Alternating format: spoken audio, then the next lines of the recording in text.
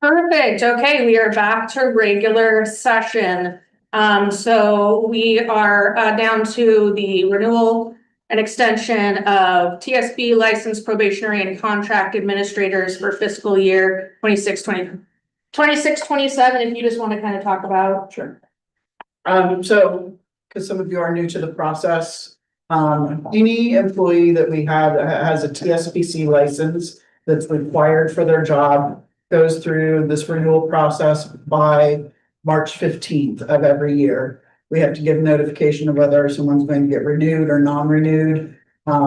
Those that are in probationary status would move into contract status after this meeting. And so it's a process. The whole state goes through this. That's why March meetings are always earlier in the year, so that we can meet that March 15th deadline. So we batch ours. We have all of the administrators that are TSPC licensed administrators in the first packet here, and then the second packet is all of our licensed employees. So this does not include anybody else in our organization that does not have a TSPC license. Their contract process happens in May and June with all the rest of the actual contracts that we sign. This is also not a contract, it's a renewal. So contracts still come as a batch for everybody in May and June. And we do that because oftentimes we're still making decisions around budgetary things and stuff like that. And so a renewal or a non-renewal does not impact the layoff process or the RIF process.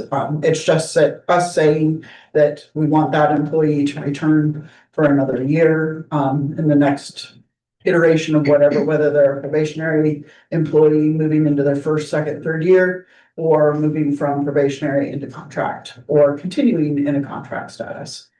And then I'll add that we actually do not have any non-renewals. We are every one of the employees that we have is going from one contract step to the next. And so this represents everyone moving forward. The other thing that's kind of interesting in this, and when we get to the second one, which is the licensed group, you'll notice that we have a tremendous amount of people moving out of probationary into contract. And that represents that about 3-4 years ago, we had a big group of employees coming through the process. And so you'll see that our probationary numbers are much smaller. And that's because we're not needing to hire as much. We're actually retaining more employees. So the probationary period is it is a 3-year period for any employee that doesn't meet a new standard. So back in, I think it was December, I kind of looped you all into the new law that came into play that if you were a licensed employee, and this doesn't cover administrators, it's just for the licensed employees, you had achieved contract status in another Oregon school district, not charter school, but an actual school district. Or ESD. Or ESD. Yeah, ESD.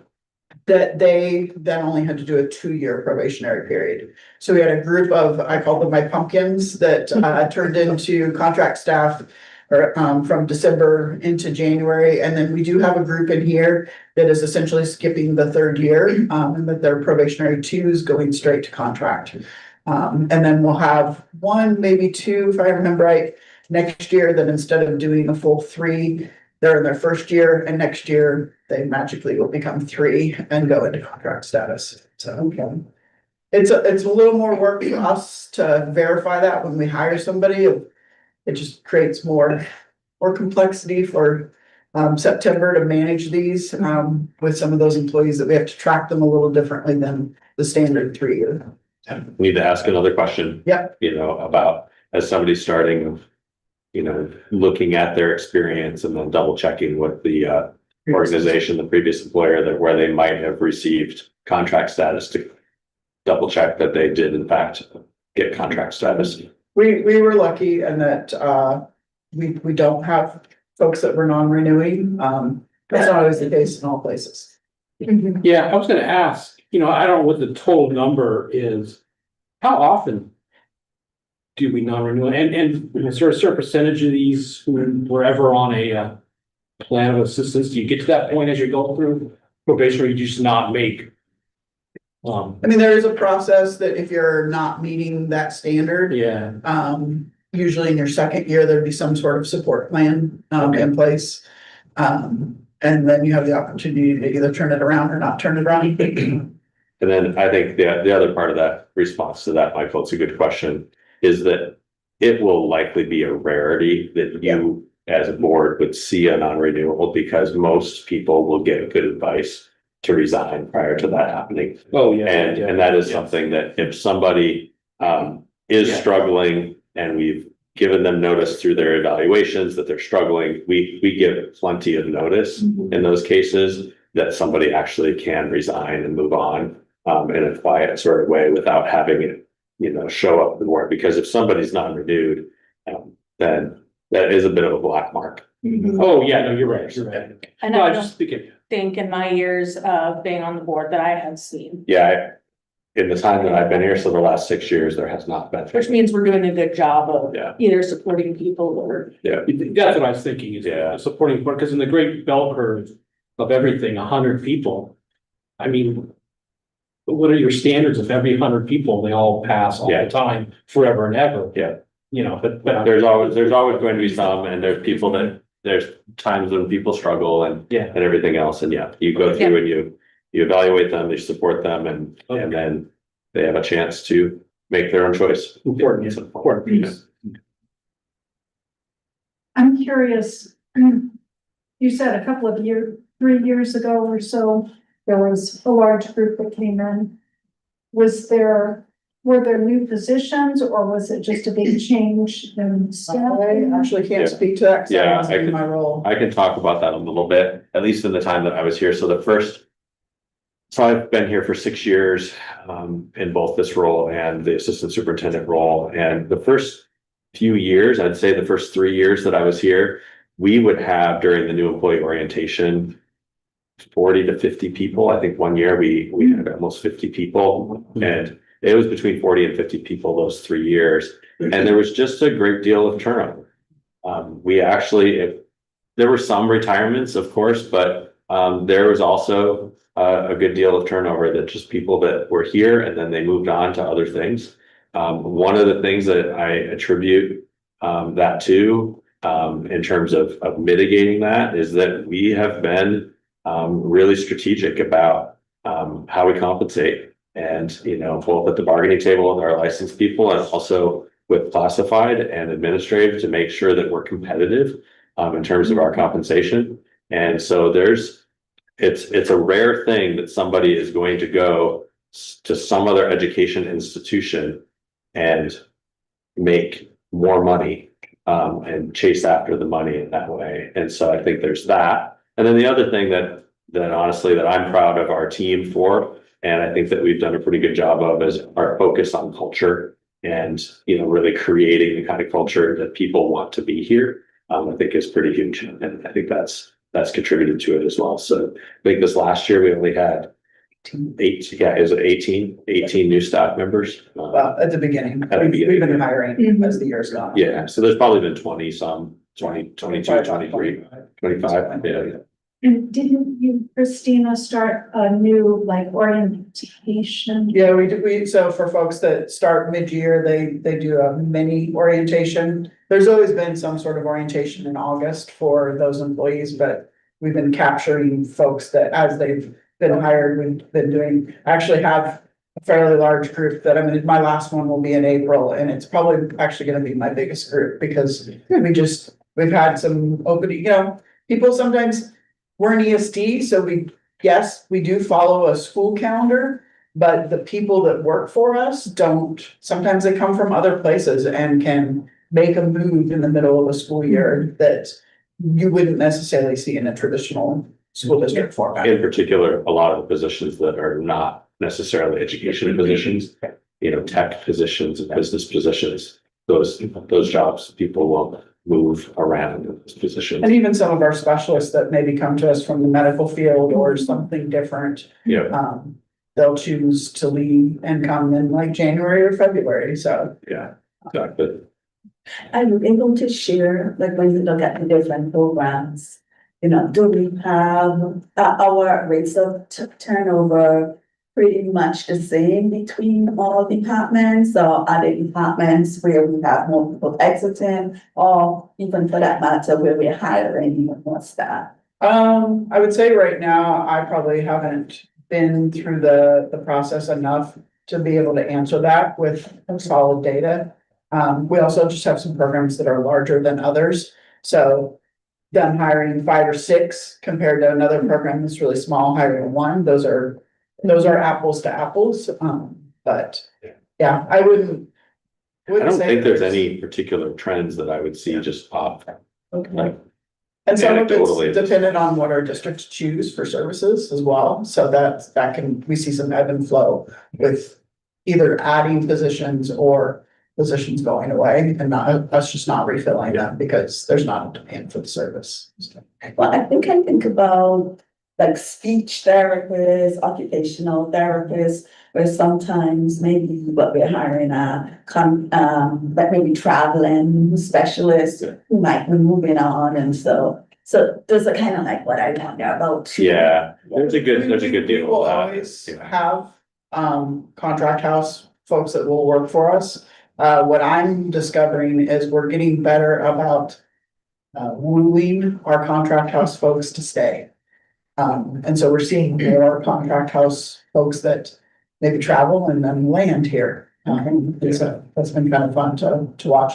It's complicated because we have to, there's always contract language, sometimes there's buyout, sometimes we have to wait 2 or 3 years for a contract house person to move through their contract before we can offer a permanent position. Recently, in the last couple of years, we've had more contract house people that have wanted to stay that have had difficulty doing so because the contract house they're working for basically makes it impossible for them to take another job with us. They can take another job somewhere else, but they'll have language with that, so that basically it's for the contract house to make it so that they don't become a recruiting agency for us. That's why they do those types of things.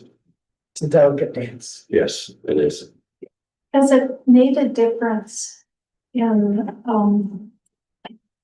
I'm speaking from experience, but rural districts keeping their specialists? That'd be really nice. Yeah, I know that we've made that commitment in some of our programs to just like try to keep who is assigned to that district consistently there. Doesn't always happen in some of the larger programs because there is more turnover. But that's also peace of mind for the employee to know that every year they're gonna go back to a familiar place and work with people they've already built relationships with, so. Even if it means going over a mountain and land. Yeah. And some people exactly. enjoy it, some people learn that they love that trip. Yeah. Yeah. There's certainly the case where a lot of our districts, where it is a factor in them saying yes to the service in terms of continued service. They're like, I really want so-and-so for this role. I will say yes, I will continue buying the service if we get them. So we have to kind of do that dance where we can to continue to have the districts be happy. Yeah. Here's an example of feedback from people outside of the ESD right there. Yeah. There you go. Uh-huh. I think I wanted to, I'm thinking back to the conference that we went to where there was quite a bit around like self-care.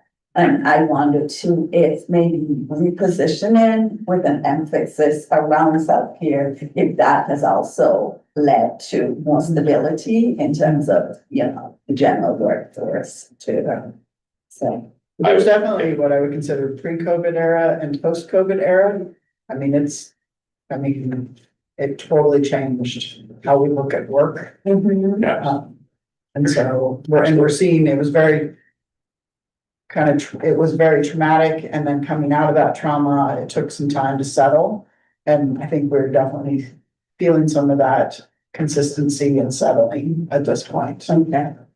I think the other thing that we've heard, and it was really evident, I mean, there's not too many data points, but we've had a few staff members that have worked here in the past that left and then came back. And one person is in the business office. And I mean, Rocco could probably speak to this better than I could, but that person's observation of how this agency is now versus what it was, 5 years ago? It's, it's a day and night difference. It took her a month to 2 months just to adjust to the difference in the culture on there. In terms of her very first day coming back, she was nervous because she was running 5 minutes late. And she was trying to figure out how is she going to message people? How are they going to know? And as she's coming in, several of her old colleagues had to sit down and say, cares. Like, we're glad you're here. Yep. And it was because, her figuring out where she was going to be and, Yeah. and in those, it was about 2 months of Yeah. I just can't believe this place is completely Not how different things work. from what it was 6 or 7 years ago.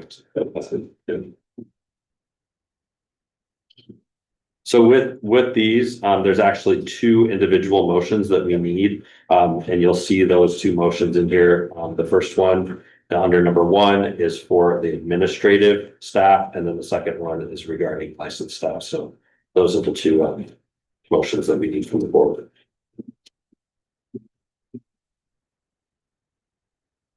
I'm sorry. Too many words. Which one do we need to do first? It just goes. B1. So if you look at the bold under B1 where it says motion to renew or extend. Yeah. Yep. I move to, approve, is that what I'm saying? Move to approve the renewal or extension of TSPC license probationary and contract administrators for the fiscal year 2026-27. Is that what I'm saying? Yep, that's perfect. Yep, and I'll second that. Perfect. It has been moved and seconded to renew and extend contracts for TSBC licensed probationary and contract administrators for fiscal year 2026-2027. Any further discussion? All right. All those in favor say aye. Aye. All those against say no. All right, it has been unanimously approved to renew and extend contracts for TSBC licensed probationary and contract administrators for fiscal year 26-27. And there's another motion, whenever. And I would move to renew and extend contracts for TSPC licensed probationary and contract employees for fiscal year 2026-2027. I second that motion. It has been moved and seconded to renew and extend contracts for TSBC licensed probationary and contract employees for fiscal year 26-27. Any discussion? Those in favor say aye. Aye. Those against say no. All right, it has been unanimously approved to renew and extend contracts for TSBC licensed probationary and contract employees for fiscal year 2026-2027. Okay, and then next up is board reports. This is just, we have this as a standing item in case anyone wants to share anything. Everybody.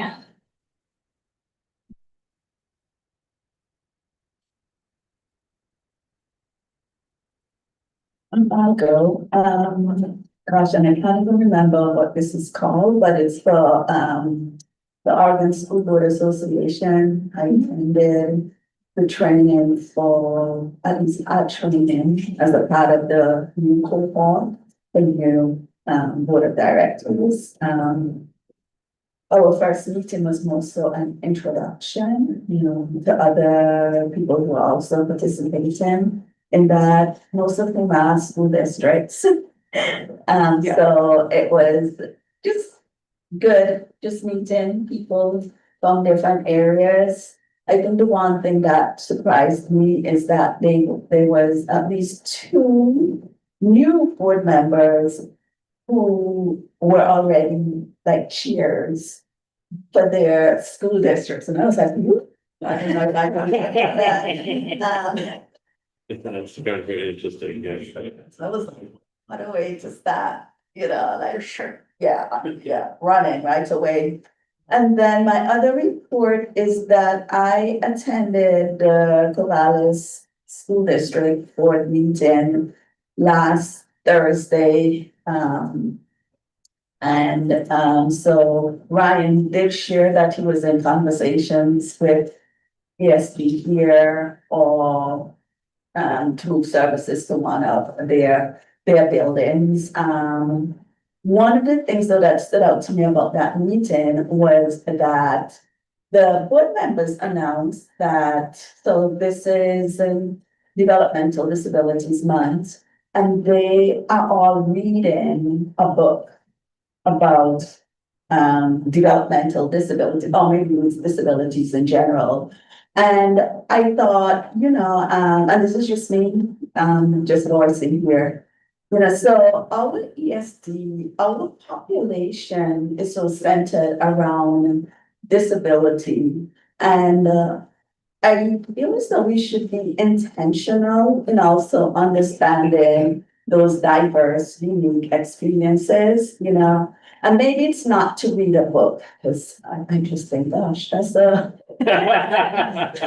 love books, I'm reading many books. But there are also so many things that's happening in our community where I feel as though we could learn more about disability and the different experiences around what that means, including language around disability, because I think that language changes, and we want to make sure that we are always calling people and referring to people the way that they want to refer to. Absolutely. So yeah, that's it from me. Thank you. I will bear that in mind going forward, just being aware of the lived experiences of the kids that we serve is really important. And just keeping up to date on the language and making sure that we are referring to people the way that they want to be referred to. So thank you for that, Denise. And that might be something that could be, if there's language that the administrative team thinks that would be useful for us to know. Yeah. Please stick it in our board packet. We could absolutely do a report like that. We can circle up with some of our folks and talk that through. That would be really interesting. Yeah. Good. Suggestion. Anyone I'm else? gonna piggyback on that. All three of us are in that cohort of new board members, and it was a virtual meeting, which was kind of fun because we got to be with people from all over the state. And I plan to attend the first in-person meeting, which will be in Salem from 1 to 5 on like April 2nd, I think. Who said that? Well, there's several others, but that's the closest one. It's great. I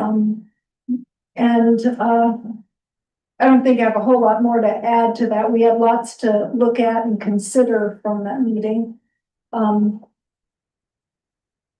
But I did want to make a comment that I think both of us are going to go observe long-term care.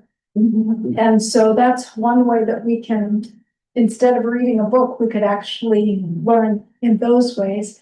And again, I think globally about this place, and I think, well, gosh, then there's, I don't want to read a book from the business office, so.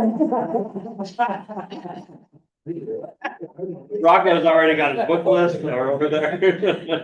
Like yourself for dummies. That's right. My husband loves spreadsheets just as much as you do. I use that. Probably not. Loves his guitar better than you. I'll give you that. But then there's technology. There's so many aspects of what we are here to support, make happen and be the best that it can be. We could spend our entire lives learning about this organization, but it's humbling to think of how many diverse things you're having to keep an eye on, and for this team to play nicely together and do. Feel pretty good. And I attended that board membership training too, and was very excited about it, and it's I'm sure it's gonna be very worthwhile and then I too will be joining on a visit with, and is your visit tomorrow? With Nancy, we're visiting with you. Yeah, Yeah, I don't think they want hordes of people coming there. I was wondering about that, so good, thank you. It has to two board members at a time. Okay, thank you. More to report next month. All right. Amy, can I just share? Yes, please. I think as a follow-up to a couple things that were shared, that could be another way for us to do. I appreciate, Lori, what you just shared, the breadth of what we have going on and how we could, and what Denise shared as well, like what we could really learn from going and doing different things like long-term care treatment visit opportunity. One of the things that I did this fall and was incredibly rewarding was I reached out to staff and I asked for staff members if they were interested in inviting me to job shadow them. And I actually did 16 different job shadows, 16 different positions, and went between 1 and 3 hours and spent time with somebody going around and doing what they do. And it was really, really informative. And I'm planning on doing another round of that. And I shared with Bill as he was talking about seeing long-term care treatment, that is, if that's something that board members would be interested, as I do those, I can just let you know when those would be and see if staff members would be interested in having me and a board member come, and we can, that's another way that you can learn, because it really is fascinating to see all the different things that we do here. Yes. You can learn a lot. I certainly do. I think that's pretty impressive to see 16.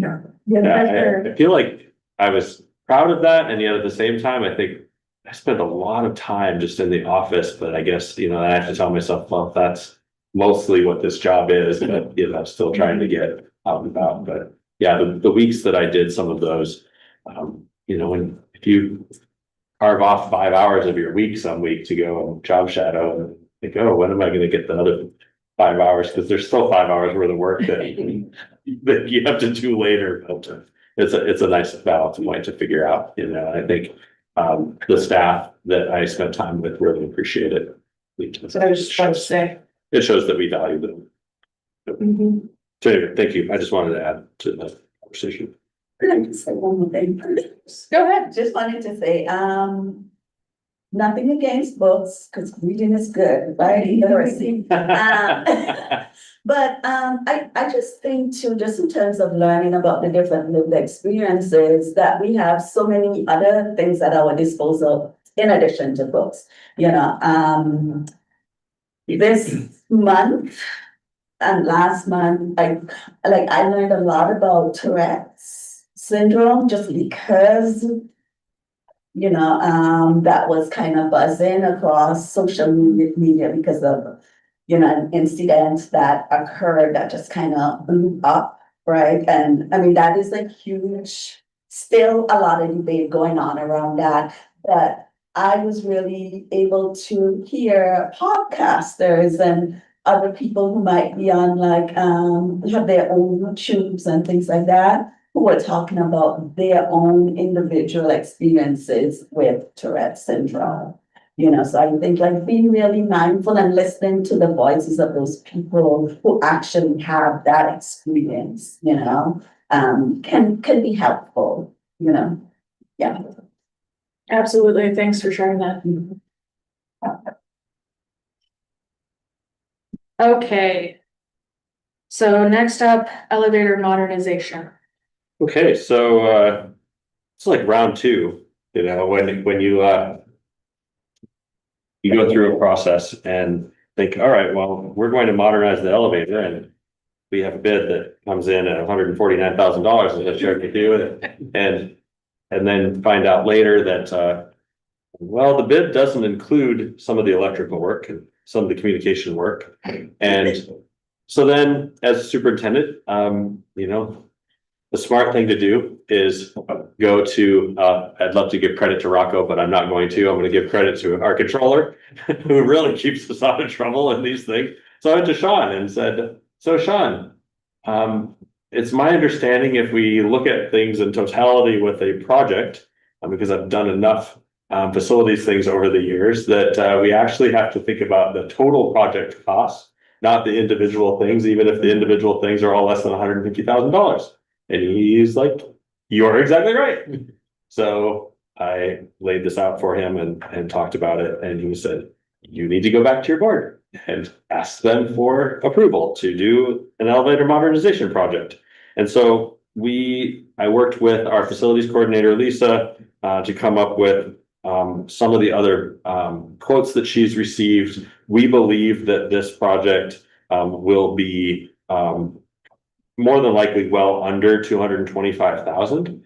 But when we look at it in totality, it is going to be more than 150. So what I'm asking is for you to approve an elevator modernization project not to exceed 225,000. That will give me and our team the ability to go and get this work done and look at it as a project. So that's where we're at with that. Timeline wise, is it still, are we looking at the summer? We're looking at this. Okay. Yep. Yep. It'll be, if I remember right, it's like mid July to late August. It's like right in there. So I'm thinking it would be around that number, 225. I'm guessing it's gonna be closer to 200, but I would rather not creep right up to that and then get in a stuck spot where I have to come back to you in a unlikely timing and say, hey, I need another $20,000 or whatever. So I think the smart move is to just do 225, and then it allows us to get it done. Questions? It's not terribly exciting, the elevator, will still go up and down. But the main thing is that it goes up and down and nobody gets stuck in it while it's not going up and down, which is okay. Yeah, which is where I wouldn't want to be. Right, so, yeah. And then you're gonna pipe in elevator. Yes. Oh, yeah, we should have put that in there. Exactly. I know, right? We actually don't have any music in this elevator. He's got a. Missed opportunity. That's right. That we'll get a video of Rocco sitting in the elevator with his guitar. For all of the 10 seconds. Yeah, exactly. Especially if they're only going from first floor to second floor. Goes up about 12 feet. Is it a ThyssenKrupp elevator? I'm sorry. ThyssenKrupp elevator, in terms of if you get stuck, who do you call? Do you know? There is a thing in their side there that you can call. Yeah, but you don't know who is the. I don't. Like company. Well, I know the company that we work with, so it's Kone who has our contract for doing the maintenance. So, yeah. And so if something happens, that's who we call. Yeah. Okay, I only asked, I used to work for an elevator. Oh, That's okay. okay, I see. Yeah, I would have to say, I don't know a lot about all the different elevator company options. Okay, But Lisa McConnell does. She's spent quite a bit of time figuring out that. So, yeah. But looking for a motion to approve the modernization project as presented. So I move to approve the elevator modernization project not to exceed 225,000. I second it. All right, it's been moved and seconded to approve the recommended elevator modernization project bid not to exceed $225,000. Any further discussion? All right. So all those in favor say aye. Aye. All those against say no. All right, it's been unanimously approved to to approve the elevator modernization project bid not to exceed 225,000. And then after that, we are on to reports. So Tim. Yeah, so we can learn more about some of the things we do. That's right. So I want to start off, oh, sorry, the text is a little small there, but I want to start off by saying that when our technology department is doing a good job, we're kind of invisible.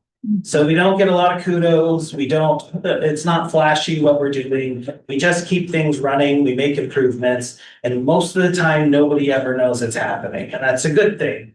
But I like to take this opportunity every year to brag on my team a little bit and show all the hard work that they do. So I asked my team to give me just a couple things that they've done over the past year, and I got a list of over 50 things. So pretty quickly, so what I'm gonna do is I'm gonna just spotlight a couple. So I've got 5 that I'm gonna point out and show you, because I think they've really made some good improvements to things that are far reaching. And we'll start with our network service team. It's supervised by our senior director of IT services this year, Jennifer Kessel. And so one of the things that they did this year was spearheaded by Kevin Bakken and James Miller. They went to the farm home school, and there was a room that they called the spaghetti room. So they kept supplies in there, but nobody was really allowed in that room except for one person, because there were years and years and years of bad practices that everybody just kind of like left it alone. You bumped something the wrong way, wires could get unplugged, and it was really just a huge mess and a lot of wasted space for the people out there. So this year they went out there and took the spaghetti room and cleaned it up. So it's nice, it's organized. Even if you bump into things now, bad's gonna happen. And as they worked on that project, they also went through to all of the classrooms and tested the Wi-Fi signals and put in new devices. And we found something very interesting, that we had one location that the Wi-Fi always dropped in, and we couldn't figure it out for a very long time. They went in there, they just kept at it to realize that we share the space with Trillium and their equipment. And they had a setting turned on to their Wi-Fi to block all other Wi-Fi signals. So we were able to pinpoint that and have them change that, and then voila, ours works reliably after that. So they went in and made quite a big difference for the people there, and being able to connect and stay connected and be able to access the space again that had been off limits for a very long time. And then we went to war with Wi-Fi, right? And we blocked all of their Wi-Fi. Correct. So then we have our information services team. This is the team that works with our SPED software, which is Power School Special Programs, and with Synergy. They actually did a couple really big things this year that the people who interact with it at school, the schools themselves, really would notice it, but most of the people, your teachers and everybody, probably wouldn't even notice that we did anything and that anything happened. So the first one is Andrea Music and Abe Renteria. They expanded MTSS, the MTSS module, and put in an early warning system, and did this for 17 districts across the state, R12 plus 5 additional districts. So the way this works is that Synergy, they give you a module and they say, here's the bare bones of the module, you could use it. And immediately people start to use it and say, this doesn't work. So we had focus groups put together and identified what would make it helpful to them. And the big thing was the early warning system. So we scoped together that project from the beginning, worked everything out, and were able to get that put in place for all the school districts. And it has been extremely helpful for them, because now they can just go into a dashboard and see their problem students that they need to focus on, which is wonderful. And then we have Sylvia Greek and Brady Espelin. They've done 2 things this year that are very impressive. So there was one big thing across the state that has always been a problem, and it is translating IEPs. So it is pretty easy to make a translated IEP that you put into Synergy. But if somebody writes in it in English, then it's just in English. You have to print it out, you have to give it to a translator, and then they translate it in Spanish. This year, they figured out how to translate the English text that people added to it. So now families can get a fully printed out IEP in Spanish without having to involve a translator. So it's a very big deal because translators are hard to come by and they're very busy. So sometimes they would want to get this information to families and it would be put on hold for a while until the translators can do it. Now it's instantaneous. And the second thing they did is Oregon passed a new law where they're collecting data around SPED students. And so it's the LED Ed plan. And so this is something that all districts have to do. And they have a timeline set for April on it. A lot of districts panicked, so they have pushed that out indefinitely for now. And there is kind of an effort across the state right now where people are signing a petition to try and hold this off for a few more years. Sylvia and Brady just jumped in at the very beginning of this and have implemented this for 84 school districts across the state before the original due date. They just did an amazing job, and while everybody else was trying to figure out what to do or how to stop it, they just jumped in and did the work and got it done. And like I said, 84 districts, that's almost half of the districts in Oregon don't have to worry about this moving forward. So it was a very big thing, very impressive work that those two did. Can I ask? Yeah, absolutely. I'm sorry, did I miss what the LED Ed plan is? So it is a data extract. So that's part of the state reporting, but it's a monthly extract of all of the information about IEPs and 504s. So that came out yearly to the state, and now they've decided they wanted it on a monthly basis and different information than they collect yearly. So now we're sending some information to them twice, but just at different times of the year now. So. Another question. Yes. The translated IEPs, I'm curious about the accuracy. That was my next question. So Sylvia is actually, she's a native Spanish speaker, and so we give her a stipend so that she can translate things for us in real time. So she's been checking it over, and that was a big thing for her, is going through and making sure that it was accurate. And she, so far, has said nothing has come out wrong. So AI has gotten so good at translating now that what we usually do is she works as our translator for our department. Is we do it in AI, we hand it to her and say, is anything wrong with this? And I think there's been one time where she said, I would probably use this word instead. But for the most part, it's just so accurate anymore that it's just. Yeah, and that's the practice that we have in place now, where we're using AI for the first draft, and it does most of it, but then we're having a Spanish speaker read it to double check it before it goes out. Any concerns about AI translated IP? This AI is actually contained to Synergy, so none of the data Okay. comes out unless you print out an IEP. Good question. Good question. Yes, it's actually, yeah, it's not, none of the information, there's no PII that's going out onto the web or anything like that. It's all internal. So yeah, there's all, everything that tech, and that's actually something that's really impressive about what they're doing within the SPED software is it's all FERPA compliant. It's done in such a way that it's compliant with what Oregon law wants and what ODE wants, as well as being FERPA and HIPAA compliant. And so they're finding ways to automate things and make it a lot faster for the people on the other side, the case managers on the other side that are utilizing the information, and families too. And then we have our cyber safety service, which Hyro is a member of that team. So this group here, Nathan, who's not technically part of our team, he's our marketing guy, but Richard Thomas is the director. We have Tristan Nicolaitis, Hyro, and then the other three people at the bottom are on different teams, but they have all participated in providing cybersecurity trainings around the state.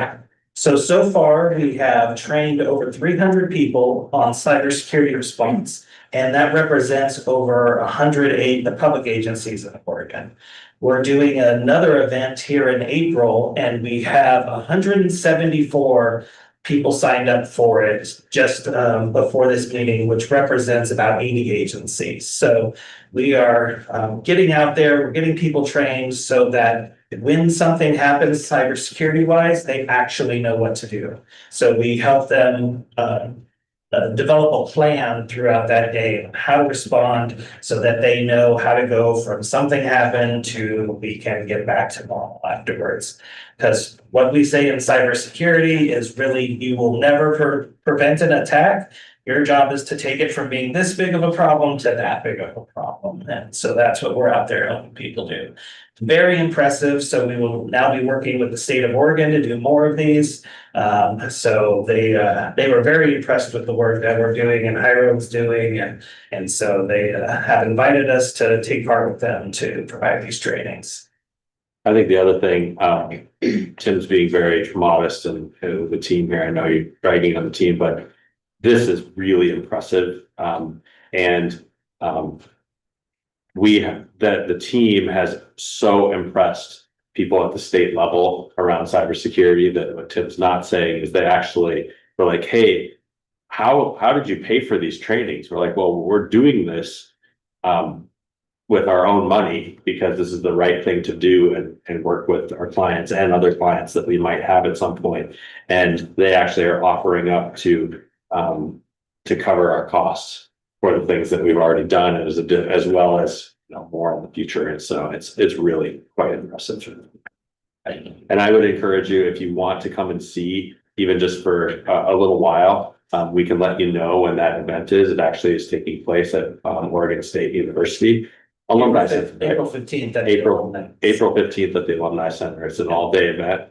And it's really fun. Yeah. They do a great job of taking something that is generally a school district's most terrifying day and turning into kind of a fun way of going through it. Problem solving. It would be really beneficial as well if you came to see that, to be able to speak with other board members across the state to make sure, because this is a board level issue on here. This is one of the few things you are allowed to bring into executive session. And I think a lot of boards themselves don't know the depth of engagement they can do it. So it would be very good. So I'm not exactly sure what you mean by that. It's board level. So this is a board level responsibility, and it is one of the few things that you are allowed to go into executive session to discuss, because doing your cybersecurity in a public setting is detrimental to your security. So it is at a board level that these items should be being discussed and are explicitly there for the discussion in the space, because it's that important to be able to do it. But boards themselves aren't nearly as engaged in this space, and they should be. Okay. So is it appropriate for all of the board to attend? Yeah, absolutely. You could absolutely attend. You could sit at a table with the group. And yeah, absolutely. Can you send us an invitation? Yeah. And you won't feel alone. There's people who have no knowledge of cybersecurity, all the way up to people who that's what they do for a living there. So usually the tables are pretty diverse, so you learn a lot from the other people at the tables. Yeah, I'm really excited about it because it was so timely for me to hear about it, and I'm on another board for the Chamberlain House, and I'm staff that works mainly with Lake County. And we were at our executive meeting right before our last meeting here, and that came up, cybersecurity, and they have a consultant they can pay once in a while, but I asked him if we could attend that, so I'll be attending with that executive team. Yeah. I'm excited about that, very excited. Yeah. And that's actually a great other piece to this that Tim and Nathan and Rocco, like the three of them have done a lot of problem solving around, and there's some other members of the team as well. But in terms of the marketing part of this, have gotten in front of a lot of other organizations that are non-education organizations. So, I mean, probably half the people that are attending are from cities and counties and library districts and fire districts. And, so there's other people. And for the most part, those special districts that are non-education entities, they actually have very little support. They don't have an ESD structure to be able to support them in this way. Right? And so they're definitely doing outreach. And we actually signed up our first city. So the city of Wilsonville. Yeah, the city of Wilsonville is now a client of ours. So it's pretty exciting. Which is not a small. It's not a small city.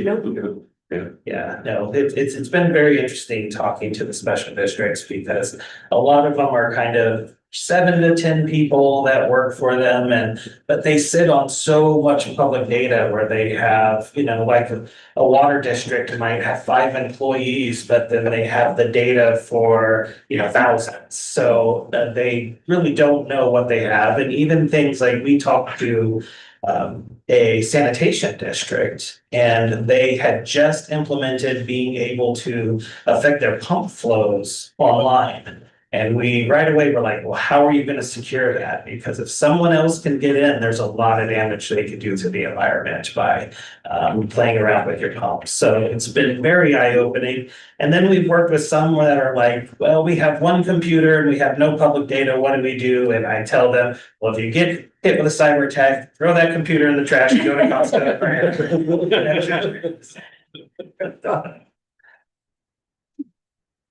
Great work. Yeah. And last up, I want to talk about our E-rate services team. So that's Kayla Stuck and Lindsay Wunderlich. And so over the past year, they filed 77 E-rate. For people who don't know what E-rate is a federal program that gives school districts and libraries reimbursement on networking equipment and internet access. And so it's anywhere from 50 to 90% on all of those things. So it's a very big deal, especially for Oregon. We have a lot of rural districts, a lot of small districts, and usually they sit in an 80-90% reimbursement category. And really they couldn't afford equipment without it. So we, in the last year, we're working with 63 districts, and we filed 77 applications for about $6 million in reimbursements for school districts. We are in a new funding cycle this year where we are currently filling out applications. And we are I think we have 84 districts this year that we're filing for. And it is $25 million in reimbursements that we're working on getting for school districts this year. So some of the tech departments, this is kind of the way that they fund their departments. So they spend the money on things, and then their entire budget is what they get reimbursed through E-rate. So it's a very helpful program. If they didn't have it, then they really wouldn't have money for anything. So. On that, could Tim or Jason remind us, way back in the fall for the summer orientation for everybody, Kayla was lifted up for a highest level of certification in the state. Could you kind of? Yeah, Tim, talk about that. So it's a nationwide certification that Kayla Stuck got this year, and she's the first person in Oregon or Washington to get it. So it's the National E-Rate Certified Professionals license. And so she studied, took the test, got the certification this year. And she was the first one in Oregon and Washington to do it. So we are technically the only provider in Oregon Washington, because we have Washington clients as well, that holds that certification, which is a really big deal. So why do agencies come to LBLESD as opposed to elsewhere? Because there's other ESDs. There is, and so the reason they come to people to do their E-rate in the first place, it is an extremely complicated process where there are 4 main windows where you have to do things for one application throughout the year that falls with varying dates, 15 days before this or 15 days after this. There's a lot of things you have to pay attention to, and the rules for this, they are over 20,000 pages of rules for E-rate, and they change every year. So the FCC handles this, and every year they make new changes on what's eligible, how you can ask for money, how the discount rates are figured out. It's constantly changing, so you have to stay on top of it.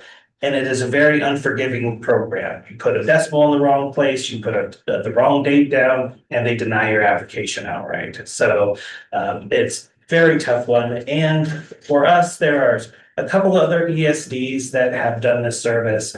But if I am completely honest, Kayla and Lindsay are rock stars. And so everybody loves working with them.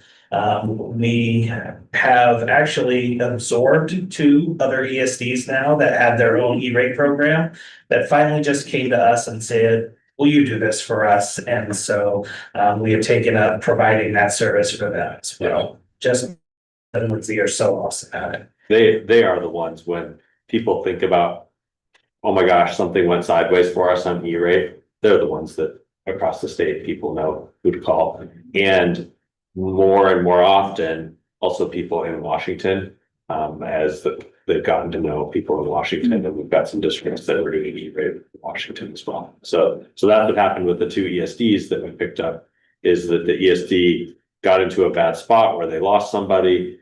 Things went sideways a little bit, and like, oh my gosh, what do? We don't want to lose these dollars for our districts, and basically came to Kayla and said, will you do our districts for us too? Are these smaller districts, big districts? So we do all the way from school districts that have 1 classroom, all the way up to Beaverton as one of our customers as well. So, we are all over the place with this E-rate. I can tell you what's universal across school districts is no one wants to do it themselves. As I heard, so. Yeah. You said libraries as well, Mhm. so, like Corvallis, Benton County Library. Yeah, they are eligible as well for E-rate, but not a lot of libraries do it. A lot of libraries don't have a tech person that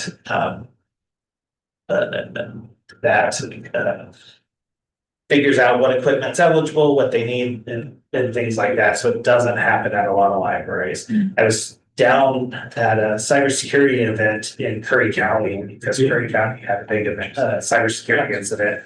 And I was talking to some people from libraries, and they were like making a plea to people. They're like, we have no tech person, we as librarians are trying to figure out the tech as well. And they were trying to get people to hire someone so that they could just purchase time from them or purchase 1 day of a tech person because it's not in their budget and nobody, usually people who work tech don't want to do it for 1 day a week. So yes. That's actually another area that we've talked about, is if that market, where it starts, where some libraries want to start working with us, it's possible for us to pick libraries up just like we pick school districts up in terms of providing, because providing tech support, because we do have an economy of scale where if they really only need 1 day a week or 1 day every other week or something, that's something that we could do. And so as we grow and look at other markets, where that's one of them that we've talked about. That's all I've got. Thank you so much. Very exciting chance. On the sheet with a really small print, I know about 3 different acronyms, one in item SIEM. Oh, yes. Number 8, just a quick. That's a security and an event. So what it does, I tell you what it does. I can never remember what the acronym means. Security information and events management. There you go. So what it does is all of our equipment generates logs. And so that takes in all the logs and digests them and looks to see if anything seems off. So it just constantly takes in thousands and thousands of lines of logs. And if anything looks out of place, it notifies us to take a look at it. Well, the next one is number 3 and 4, NESSUS,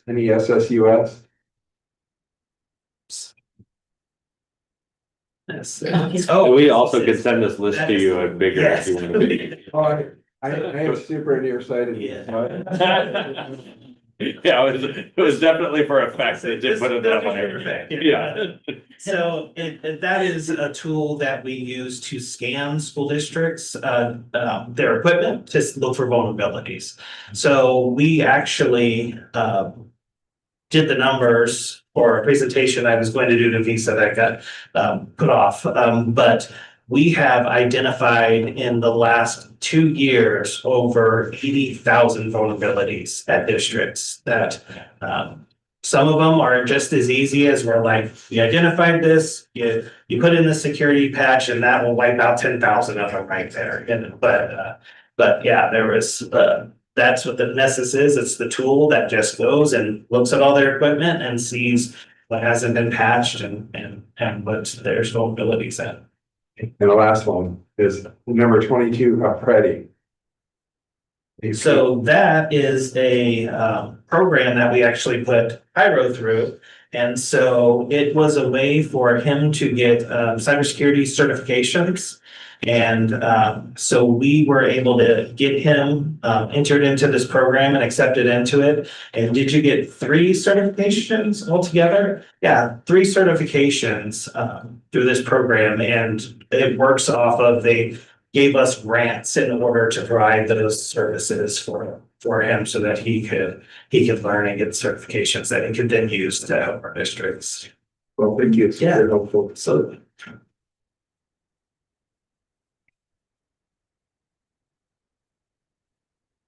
So in terms of your staff, it's about 14 on staff. Those were just the ones that were highlighted. Actually, there's close to 40, we have about 40 staff. Over 40, okay. which is actually one of the, are we the largest? Maybe Northwest Second. Regional, we're the second. Yeah. Yeah, we're the second largest technology staff in the state. Per capita, we're huge. Yeah, per capita, we're way bigger. Thank you. Yeah. It's zero.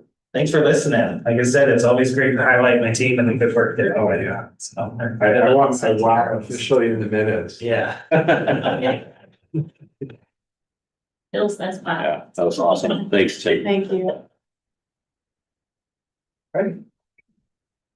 I'm up next. So this is just a process that we need to go through. It's kind of unique. In that we need to I'm gonna present a work assignment that involves related employees. And the reason I am presenting it is because it does involve Jason.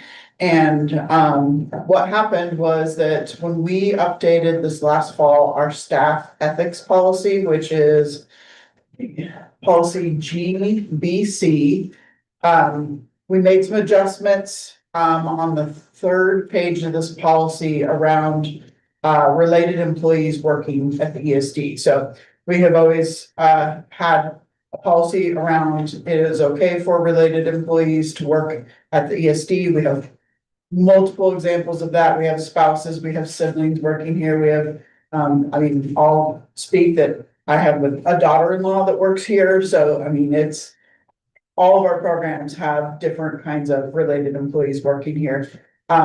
What is unique in this situation is that related employees, if they are going to be working in the same building, they would basically put a request into the superintendent for approval for them to work in the same building together, and those come through, as needed, and have for years and gone through that process. We have a unique situation and that Jason's spouse, Katie, is going to be working for us as a temporary employee. She is going to be working at Dixie for the most part, but during the summer, no one is out there. And so her supervisor out there wanted her to have the opportunity to come and use our drop-down spaces here in this building. We're like, yeah. And then it was like, oh, wait, Jason's here, so we need to go through this process. But because he's the superintendent, it actually comes to the board for you to approve. And so I am sharing that information with you. There does need to be a motion that comes out of this for you to approve that his spouse is able to work in this building as needed during the summer. It's a temporary position, probably gonna last, probably starting in March, up to 6 months as for a staff leave that she's covering for. She has worked for us in the past in other buildings. But when we updated this policy, it kind of boxed us in a little bit, and so we just need to do this process and go from there. So if you have questions, you can ask them of me, and I can clarify more. Otherwise, we can let you manage it from a motion for me. So just for clarification, so we need to be discussing this only because she might come into this building. Yes, and use this space to work. Okay, Yes. And Jason can't approve it. And Jason can't approve it because it's his spouse, so, If it was anyone else, he could. yeah, and he does. Which just, if the employee is a member of the same family, it's the superintendent, but because he is the superintendent, you guys have to make that decision for us. I would think that motion to approve, for Katie, I'm sorry, did you say her Katie, that her last name or? Hey, Okay. it's same Katie. Would be able to work in the same facility with her spouse. I second that motion. Second that. It has been moved and seconded to approve Jason and Katie Hay to work in the same building. Any further discussion, questions? All right, all those in favor say aye. Aye. Aye. All those against say no. All right, it's Denise, did you been, have a question? oh, sorry. I Did I miss just something? wondered, because Oh. she was even here, I'm sorry. I mean, actually, there were only three of us. He approved, others that work. You can. There were.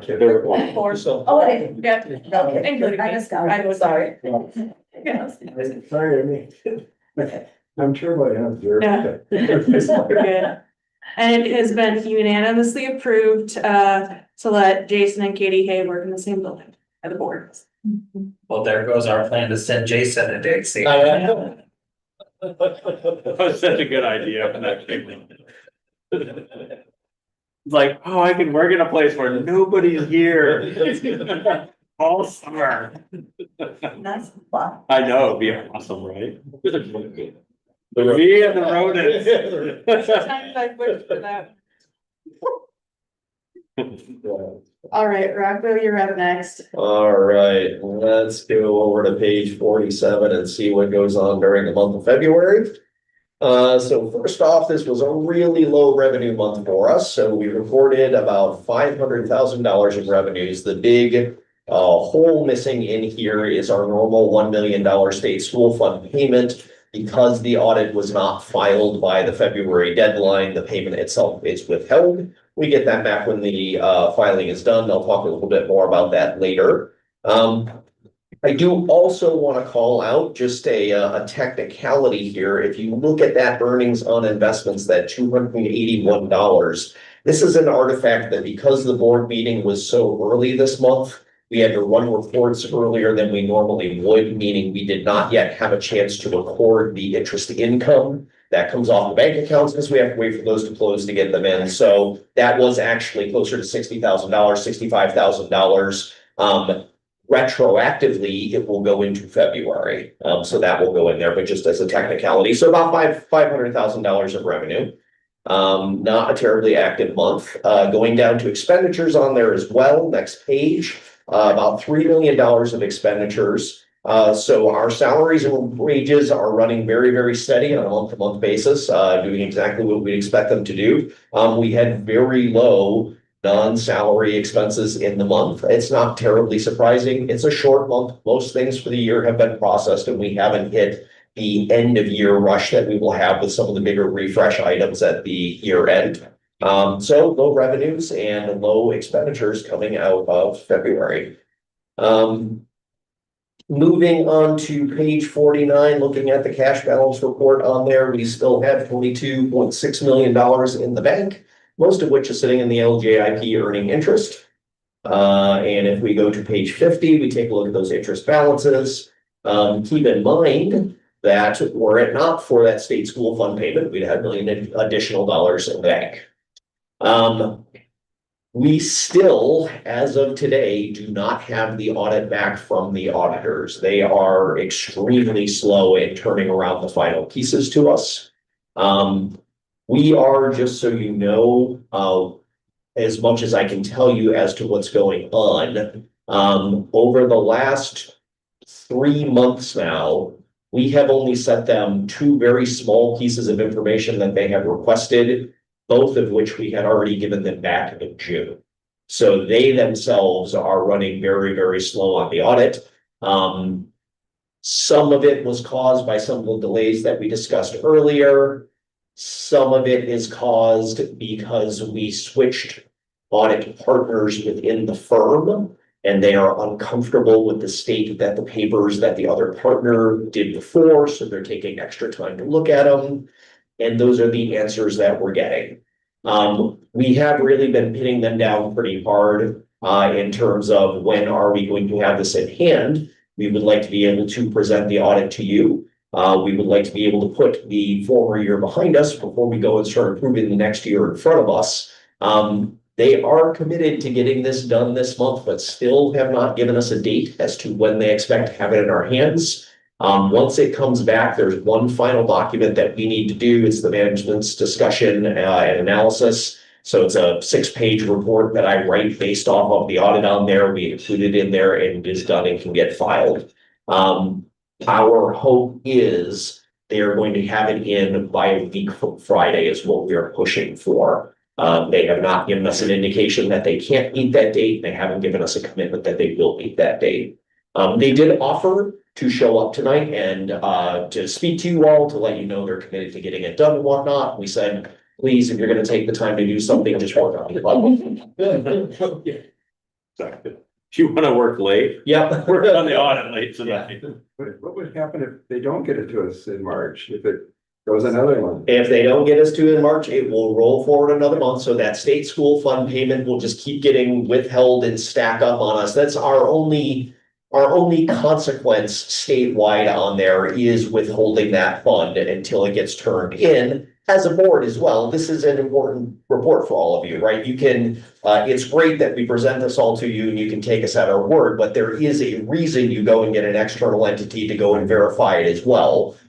So it's just completing that along the way, but other than the withheld payment, there are no other penalties. Right now, there are 8 other districts in Oregon that are all in a similar situation, waiting for their audit to finish out. How much per month is there? $3,000 per, well, it's $1 million of state school fund payment. So each $1 million withheld for a month cost us $3,000 in interest. So it'd be $3,000 in February. It's gonna be another $6,000 in March because we will have 2 payments that are being withheld at that point in time. So it stacks up. Yeah, it stacks up. And are there consequences for the firm? No, it's a, audit firms, it's a weird relationship. We are their customer, but they are writing an unbiased report about us. So how much you can push them and what you can expect is only so much. They have a right to complete their work and to do it properly. We can't tell them you must finish by this date, drop your pencils and turn it in. It's part of their purview as an audit firm is to do the audit to completion. And if memory serves me correctly, there's not very many of these firms that will do these. There are not very many firms. So we're with Polly Rogers, who probably have the majority of districts. They specialize in nonprofit organizations in Oregon. Very bluntly, what all school districts pay for audits is a pittance. The fees that we pay compared to what a larger organization, a public organization would pay the multiples, big multiples of what we actually pay. So they are trying to get a lot of work done for very cheap dollars. And so there are certain limits that they have to put on it that in order to be able to meet these prices on here, every now and then they kind of have to move things around to get it done. We don't want to pay big audit firm prices for what we're doing. And just to root in everybody's mind, our audit is right around $30,000 for the year. Might sound like a lot, but if you think about a professional fee, a lawyer would bill out at something like $300 an hour. You see, it's not a whole lot of hours that they put into a process that actually goes year long. Were the audit complete right now, they would be pulling financials to say, hey, we got to start the audit for this current year, upcoming as well, start getting the preliminaries in for it. So it does go on sort of all year long. Fortunately, this is a very big anomaly. Yeah. We have not seen this. We have not seen it, but our component districts have. Albany went 6 months past the date a year or so ago. I mean, consistently, there's always going to be a district that is gritting their teeth doing this. It just happened to be our turn this year. Questions I can answer for you on that? All right, well, that comes in, we will get it over to you so we can move on to other matters. That's all I have. Thank you. All right, next is you, Jason. Okay, so I've got a few different things. The first one that I'd like to point out is something that is on page 52 in the strategic plan document, and it's an HR item where it says establish a formal process for gathering and analyzing candidate feedback. And this is something I just want to give kudos to Christina and some work as Christina has stepped into her role. She has done a tremendous amount of, I mean, audit maybe is not the right word, but review certainly I think is apropos, where she's looked at processes throughout our HR department and in great detail, and has put together a plan. Actually, it's a 5-year set of goals. One of the things is actually this hiring manual. We have had a collection of a whole lot of documents that have sat in all sorts of Google folders and everything else. And she has pulled together, it's nearly complete. She showed me the most recent draft that's, I would say, probably 98% done, something like that, during our one-on-one today, of a hiring manual that is really critical when you think about, in particular, having a new administrator that comes to the ESD and wants to go through a hiring process. And it's like, hey, I might be an experienced administrator and know how hiring works, except that I might not know how it works here. And so this is really fantastic work that Christina's done. So thank you for that, Christina. So that's just one thing from the strategic plan. I'll entertain, are there any other questions? There's a lot of things on here, and I do have some other things that I'm going to go through that are not part of the strategic plan, but I just wanted to point out that I really like being able to match what you're reporting here with the Gantt chart, that excellent. to see. It works, the system works, right? So I really like that. Thank you. Absolutely. This is really exciting. One thing that you're going to see next month that I've been working on, and it's just really been a thought exercise for myself, is looking at all the documents that we talked about, strategic planning documents that we talked about during the retreat, and putting it into a more cohesive format. And so I've been playing around with different formats and whatnot to be able to bring back a document to you in April that doesn't change any of the work plan, but looks at it in a different type of way and just organizes it better so that we have something as a starting point to launch a more coherent strategic plan in the future. So, but this is, I think, the strongest part of our planning is this tasking document that we get charged. So, all right, other things that I have, just one thing that the next one is another date that we will make sure is on your future dates at some point here. But we're working on some planning with this, and we're going to continue planning this next week when I have our administrative planning retreat on the 17th. But we're working on our spring in-service for June 12th. And so I would invite you to come to our spring in-service June 12th from 9 to noon. We are going to do something a little different. We actually sent out a survey to the staff and asked the staff their thoughts about how we've done in-service in the past few years. It's been somewhat formal in terms of we've gone through and given years of service awards, talked about retirees. We've had some of those types of things that have been, somewhat formal, but it is been mostly a sit and get type of thing. And honestly, I don't think it's been terribly engaging for most of our staff. And bluntly, we've had some feedback where people have said, really, we drove all the way from Newport for this, you know? Not to say that anybody, you know, it's just the people driving from Newport that have criticism. I think there's like legitimate criticism about it. And I think we're due for a change. And so our executive team talked about some ideas, enough to put together a survey to be able to ask the staff, hey, what do you think about this? And so what we've come up with, I think is going to be a lot of fun. It's much more informal. It's going to be at the Benton County Fairgrounds, right? Yeah, Benton County Fairgrounds. We will have some indoor space. We will have some outdoor space. We are going to serve lunch. We're going to have like yard games and things for people to do. We still are going to honor our retirees and have a slideshow going for our years of service awards that people can see. But it'll just be more informal because really what people wanted was a celebration at the end of the year to come together and connect with their colleagues. And so I think that's what we need to figure out. It's like deliver what it is that the staff mostly want. So that's spring in service, and we'll do some more planning with our administrative team next week. But I wanted to let you know about that. It's pretty exciting. The next one is another logistics thing, and this goes to a little bit of what Rocco talked about, and I had shared recently with you is planning for a special board meeting next week that in talking with Amy about this, we have a plan to do a special board meeting next Tuesday, same time, but it will be Zoom only so that it's easy for everybody to come together for a short period of time. There's two things to this. Very likely the audit that Rocco just talked about won't be in this one.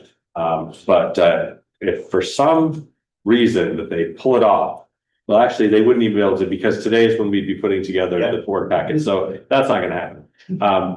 But the one that we do need to take a look at is we actually have a tentative agreement for a lease of the elementary school, currently named Letitia Carson. We will give you this draft, this tentative agreement, a lease document. It does not say Letitia Carson on it because I'm not sure in terms of the name, and Corvallis has asked us just to, you know, have it just be elementary school. So we're talking about actually moving our EIECSE facility that we currently use Dixie School for to Letitia Carson. It is a much nicer building. As we've done some planning, we've taken the last couple of months now in terms of planning and we're looking at things holistically about locations that we have for students and being able to have that, you know, to minimize transportation. It's going to mean that students are going to shift around a little bit. It won't be the same group of students that's currently at Dixie, just at Letitia Carson. It's likely that we'll have different kids that are at Clover Ridge than we have this year to be able to make it all work. But it really is quite a good deal for our students to be able to have an opportunity to be served in the school. So I won't go into detail about it because that's for next week. But what you'll see in next week's meeting is a recommendation. I will send out the tentative lease agreement so you have a chance to review that, and then there will be a recommendation given to you at that meeting next week. If you feel comfortable approving that, which would be great if we can get an approval sooner rather than later, it will allow us to continue on in our planning, which in terms of timing is pretty critical of getting moved things in place. There's a lot of stuff out at Dixie that needs to be moved, and quite a process to go through with that. So that's what the meeting is next week, and I'll just stop and see if that can still work. If we have a quorum, I would recommend that we keep that meeting. And then the following week, if for some reason we have the audit and the time frame that Rocco is saying, I would like to do another special board meeting the following week for you to review and approve the audit so that we don't have another month of missed school payments. So those are a couple of upcoming board meetings, special board meetings. both on Zoom that I'm looking for, so. Questions or, yeah, So, so I have the one, can you remind me of those dates? Cause I have a bunch of stuff on. yeah, so the 17th is next Tuesday. Okay, got that one. Yep, Yes. and then the following Tuesday would be the 24th. Okay. They're both on there. They're Just both- for some reason, the word tentative kind of. Oh, yeah, yeah, That's the second. Next week doesn't say tentative, I still have on the. yeah, and so Yes. this is where I'm working with the chair of setting a date. You know, we put it together, but I did want to surface it here during my report so that if there's any discussion or anything that needs to happen differently, I know that, we could talk that through. So for sure, the one next week, yes. Yes, And then we're thinking that it's gospel too. yes, if we have the audit and we can do that one next week, I think that we should. If we don't have the audit, then we might need to look at another date. However, I guess Rocco, you could answer this question. If we don't have it by the 24th, could we get it if we did it on the 21st in our next regular board meeting, or is that still too late for the May? I think I don't think the board needs to do a formal approval in order to get the filing in. Okay, My concern is more, it is important that it gets presented, that you have time to look at it. And we already have things planned out in all the board meetings. And I get concerned that what's gonna happen is this keeps trying to bump something, and then the program reviews that you're supposed to be doing in April on there are all flattened because the audit is late, has to come in instead. Audit is being presented to you, you can certainly decide when that's right for you. But we certainly want to get it done and filed away. the other thing that we will do as well, as soon as Rocco gets the final audit document, we will email that to you so that you can start reading it. And if you have trouble sleeping, you can start reading it just before bed, and it will certainly help you fall asleep. And if you're like me, a lot of it will go right over your head, but there's the report at the end, Yes. that Vince was talking Yeah. about last week that is pretty straightforward and readable even for people like me who have a hard time reading audits. But yes, if you have insomnia, it's gonna be pretty effective. But yes, they'll get it to us so that we have time to look it through before we have to make any Yeah. decisions on it. So those are the upcoming board meetings. Other questions or thoughts about those? I guess for me, and I get it, like why we might need to meet on the 24th if that audit comes out. For me, if we are meeting on the 24th, I don't think I'll be able to make that meeting, right? We have met essentially every Tuesday, for the last, so that would be the fourth That would be the fourth Tuesday that Tuesday, yeah. would be meeting. Absolutely. Yeah. It is definitely not ideal. It's not something that is a regular practice or I liked doing either. So, yeah. We're certainly cognizant of the inconvenience that it causes, and I mean, we're only doing this just because there's time sensitive stuff that really we should deal with sooner than later. Yeah, and same thing like the lease. I had hoped that you were all going to be looking at a lease agreement about a month ago. Yeah. I mean, I just wanted to name that. Yeah. right? Yes. Yeah. No, that's very valid. Yeah. Totally fair. So these are, am I wrong that that's a Zoom meeting? They would be Zoom meetings, yeah. They would be. But yeah, my suggestion when Amy and I talked about this is make both of those meetings Zoom meetings, because they honestly could be fairly short meetings, and then you're not having to leave home to spend a bunch of time, so. And I just want to reiterate what Jason said, it's not often that this happens. Yeah. And we apologize for the inconvenience. It's not, I mean, there's nothing to apologize for because it's not like, I planned it this way, right? Yeah. Yeah, Yeah, exactly. yeah, it's a and. It really is. Exactly. Yeah, it really is. Totally. So, so then we'll plan next week. I will be in communication with you once we know more about the other one and whether we can do that or not, and we'll go from there. And then the last date thing, I just wanted to let you know as a follow-up from last week, that Lisa reached out to Vince. We're trying to get some dates from him so that I can send out a survey for you to see, like, are there good dates for the next PD session with Vince? And again, trying to figure and space that out so that we don't have a whole bunch of meetings all in a row, which is, you know. It'll just be that following Tuesday. Good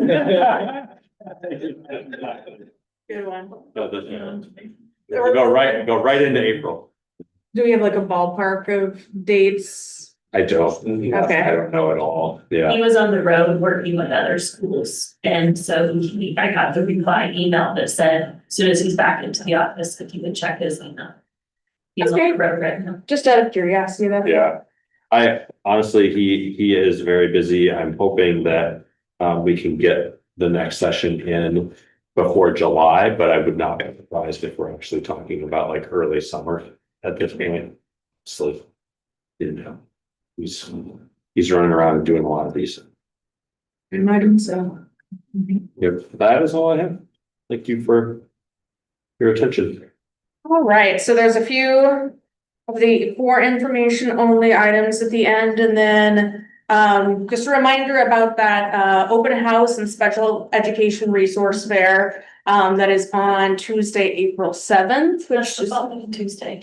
Oh, that is the following. That is true. We have March 31st. Oh, yeah, there you go. Okay. Five. That would be 5 in a row. oh my god. And then, yeah, Tuesday, April 21st is our next regular board meeting. And then still a couple months out, but, the OAESD Spring Conference is May 14th through 15th in Sun River. And then Tuesday, May 19th, regular board meeting. This is kind of a weird one because this is when we approve our yearly budget. And so it is the one time a year we have a short board meeting that is at 5 p.m. and it's followed by 5 to 6, and then 6 to 6:30 we eat, and then 6:30 to 8 is the budget meeting, so. And then it is, anyone have anything else they want to add or any questions?